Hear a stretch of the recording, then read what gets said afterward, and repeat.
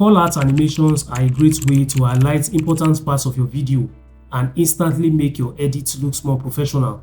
In this tutorial, I will show you how to create one from scratch in CapCut using only the built-in tools.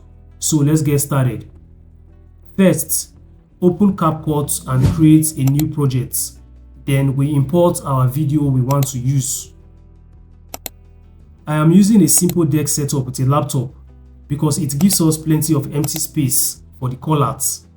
Mind you, callout animations can be done on any video. You just have to find a way to create a space for it. Now I am going to move through my video until I find the exact moment where I want the callouts to appear. So in this case, I want to highlight the headphone jack on the laptop, which means my animation will begin at about 6 seconds. As you can see right here. Now let's create a dot that tells the viewers exactly what we are talking about. In order to create the dot, go to the top left of your screen, click on stickers, scroll down until you see shapes and click on it. Then all of these shapes will appear. So because we are creating the dot, we choose the circle shape. So go to your screen and adjust it until the circle is small. Then go to the top right under vector image and reduce the scale to about 80%. And since we want to make our dot very small and perfect, we are going to manually make all the adjustments here. We are going to also set the position of the X and Y axis, then reduce the opacity to 80%, and then change its color to a soft cyan color, just like this. Finally, we have been able to place it directly beside the headphone jack. As you can see, this dot acts like an anchor that tells the viewer's eyes exactly where to look before we introduce the information. Now let's connect our dots to the information box. Go back to shapes again and choose the simple horizontal line, this one here. Go to the screen and position the line so that one of the ends will point to the dots and the other end towards the empty space on the right hand side, just like this. Resize the line until you are happy with the length. And if you are finding it difficult to make the perfect adjustment and rotation, you can manually do that on this settings panel on the top right, just to make sure everything looks clean and smooth, just the way I am doing it right now. Then reduce the opacity to about 80%, scroll down a bit, go to the stroke panel and leave the style as solid, and then leave the color as white as well. Then reduce the weight of the line to 1, because the thinner the line, the finer it is. When that is done, I am going to be placing our boss in this empty area here so that it doesn't cover the laptop or any important part of our video. So in order to create the information box, we have to go back to our shape again, and this time around we are going to choose the square shape. Now go back to the screen again and resize it, then place it at the end of the line. And if you are still finding it very difficult to get the perfect angles, go back to the settings panel at the top right and make those adjustments manually. Scale it down to 100%, adjust the position on the X and Y axis, leave the opacity at 100%, then scroll down a bit and change the color to a light gray color, just like this. Because in this case, and based on the color of our video, a simple light gray box looks clean and allows the text that we are going to put inside to stand out without distracting the whole video itself. Also, scroll down a bit to the corner radius, toggle it on and set its roundness to about 2 to give it a little bit of curves on the edges. When that is done, we now have to add our text inside this rectangle box we just created.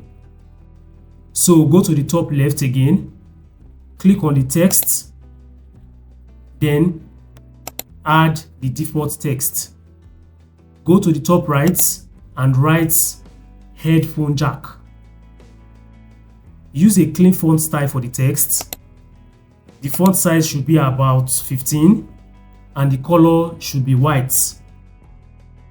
When you are satisfied with the text, adjust it and place it in the center of our rectangular box.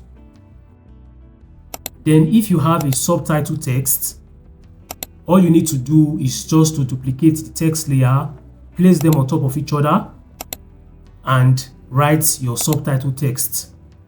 Change the color a bit to off-white so that it doesn't look exactly like the main title text,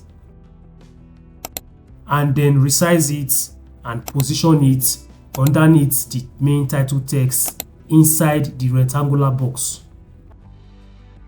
As you can see, the title text headphone jack is slightly larger than the subtitle text, which is 3.5 mm audio output, because making the title text larger helps viewer understand the most important information first.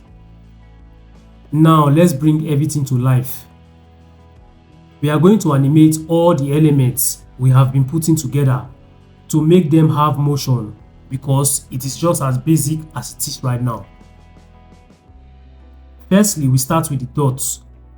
So highlight or select the dots layer on the timeline, go to the top right, go to animation, and under the in animation, choose the mini zoom effects and set its duration to about 0.3 seconds. Because a small zoom will make the dots feel like it is activating without being distracting. Next is to animate the line. Select the line on the timeline, go to animation, and under in animation, choose the fade in effects and set its duration to about 0.3 seconds.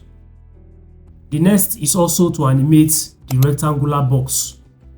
Select the box on the timeline, go to animation, and under the in animation, choose the slide left effect and set the duration to about 0.5 seconds.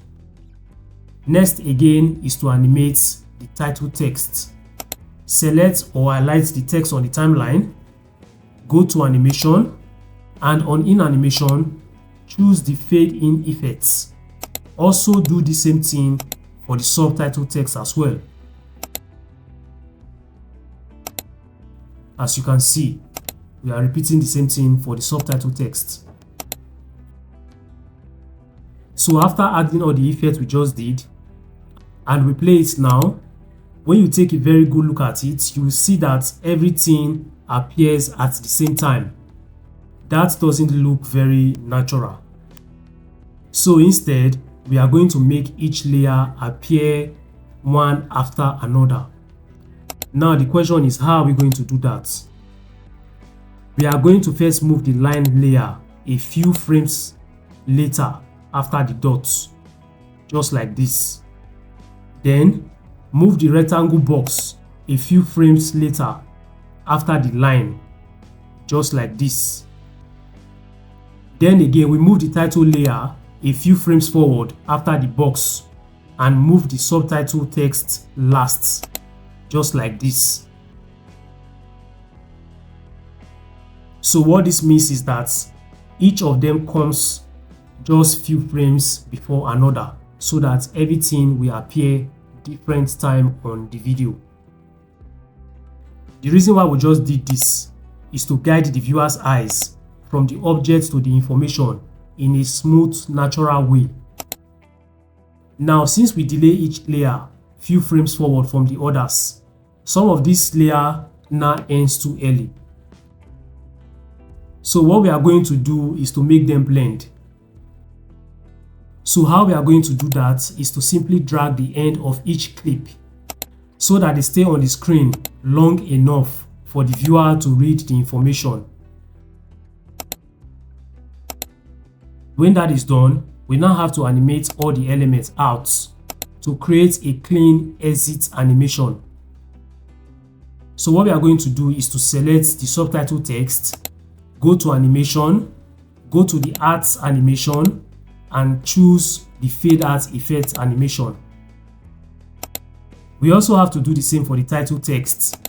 So select the title text, go to animation, go to the art animation, and choose the fade out effects.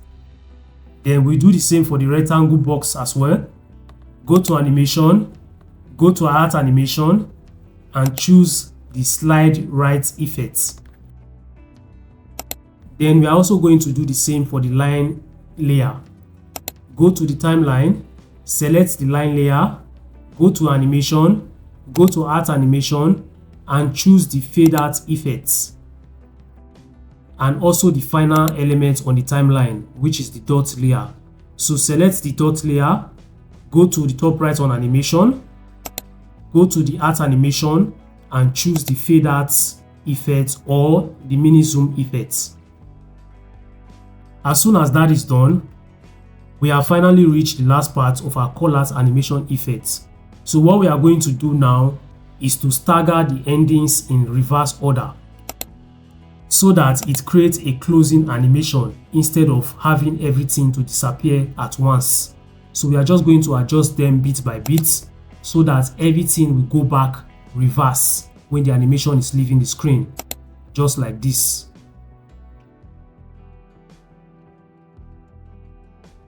This last part is going to take few minutes of your time. Just make sure everything is well placed so that you can create this reverse illusion when the effect is leaving the screen. And once you are happy and satisfied with the animation, select every element on the timeline, right click, and create a compound clip, just in case you want to reuse the animation anywhere else in your project.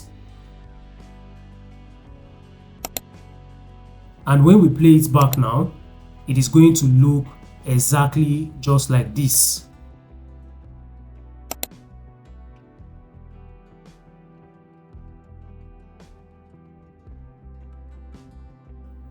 This looks so cool and beautiful, right? Of course it is. And that's it. You have just created a professional callout animation completely from scratch using CapCut. If this video helped you, don't forget to leave a like and subscribe because I will be showing you more motion graphics tutorials just like this. Thanks for watching, and I will see you in the next video.